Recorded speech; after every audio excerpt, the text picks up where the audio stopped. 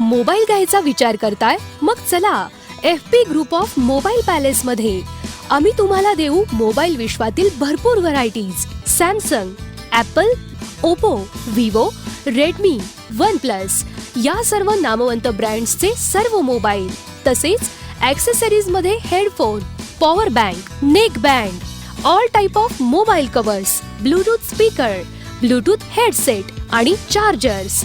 एवढंच नाही तर टीव्ही मध्ये MI आणि OnePlus चे सुद्धा सगळे मॉडेल उपलब्ध. मग एक वेळ अवश्य भेट द्या FP group of mobile palace, अद्ययावत AC showroom, modern bakery, ST stand जवळ दीनानाथ चौक, सांगली. संपर्क 9175800077 आणि 9028414417.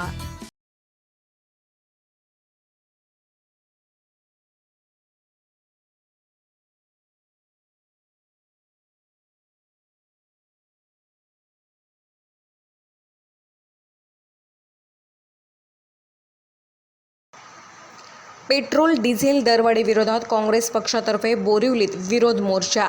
मुंबई काँग्रेस अध्यक्ष भाई जगतापसह अन्य नेत्यांची हजेरी. मुंबईसह राज्यामध्ये भरपूर मोठ्या प्रमाणावर पेट्रोल व डिझेलचे भाव वाढले आहेत. सध्या पेट्रोलचे भाव हे 100 पार झाले असून सामान्य माणसांचे कंबरडे मोडण्याचा हा प्रकार असल्याचे वक्तव्य मुंबई प्रदेश काँग्रेस कमिटीचे अध्यक्ष भाई जगताप यांनी केले. आज बोरिवली येथे मुंबई प्रदेश काँग्रेस कमिटीच्या वतीने पेट्रोल व डिझेल दरवाढी विरोधात मोर्चाचे आंदोलन करण्यात आले होते. त्या मोर्चात प्रथम बैलगाडी आणण्याचे ठरवले होते, परंतु मुक्या प्राण्यांना नाहक त्रास नको म्हणून बैलगाडीच्या जागी फक्त त्यांनी गाडी आणली होती. या आंदोलनावेळी काँग्रेस पक्षातर्फे मोठ्या प्रमाणावर केंद्र सरकार व नरेंद्र मोदी यांच्या विरोधात घोषणाबाजी करण्यात आली. तसेच हे सरकार हे कामगारांचे, शेतकऱ्यांचे व सामान्य माणसांच्या विरोधात असल्याचे वक्तव्य भाई जगताप यांनी केले. तसेच 2004 ते 2014 पर्यंतचे मनमोहन सिंग यांचे 10 वर्षाचे काँग्रेस सरकार हे अतिशय सकारात्मक असल्याचेही त्यांनी यावेळी नमूद केले.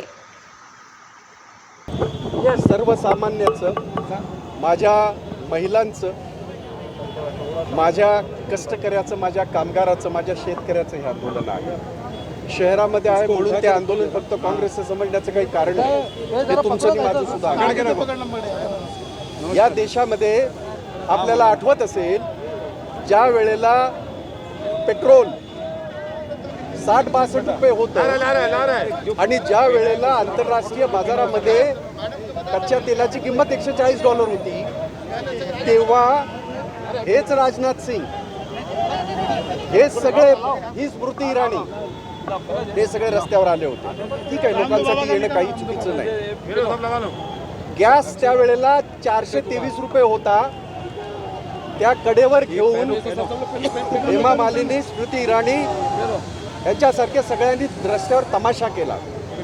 आज गॅस 900 रुपयाच्या जवळ आहे, पेट्रोल 100 रुपयाच्या पुढे आहे. माझं म्हणणं असं आहे की हेच प्रधानमंत्री त्यावेळेला असं म्हणत होते, हे नरेंद्र मोदी आणि त्यांचे भक्त, मनमोहन सिंह जी की जितनी उम्र है वहाँ तक पेट्रोल पहुँच गया, तो अब क्या है, अब तो 100 पार हो गया.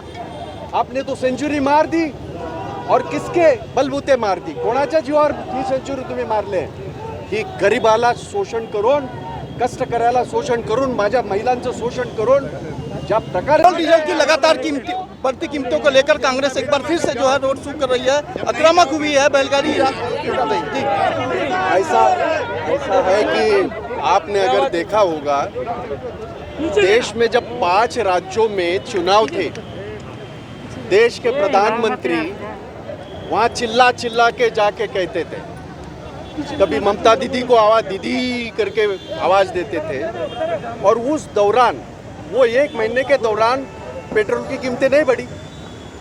अब इलेक्शन खत्म, इनका खेल शुरू, जनता को लूटने का इनका खेल दोबारा शुरू. ये पूरे महीने में आप देखो 13 बार डीजल पेट्रोल के दाम बढ़े. और आज तो बाकी कई जगह पे उन्होंने कुछ नहीं किया. 7 साल में मोदी जी ने जनता को लूटने का काम की 100वीं पार की. आज पेट्रोल 100 पार हो गया.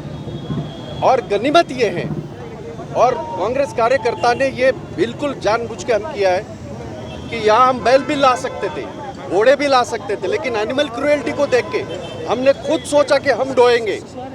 आपको याद होगा पुराने सारे फिल्मों में हम देखा करते थे महिलाएं हल ढो रही है, आज भी किसान हल ढोता है क्योंकि उसकी हालत वो है।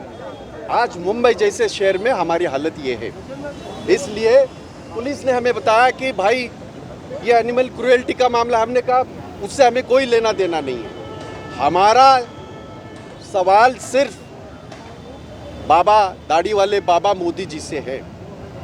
आपने आपदा में अवसर जो ढूंढ रहे हैं, कोरोना का आपने पूरा जो व्यापार आपके चंद लोगों को, आपके चंद उद्योगपति को फायदा देने के लिए हमारी वैक्सीन बाहर भेजी है आपने, और वो आपदा में अवसर ढूंढ रहे हैं। हमारे लोग मर रहे हैं, हमारे परिजनों की लाशें पवित्र गंगा में बह के आ रही है, उनका पाप उजागर कर रही है।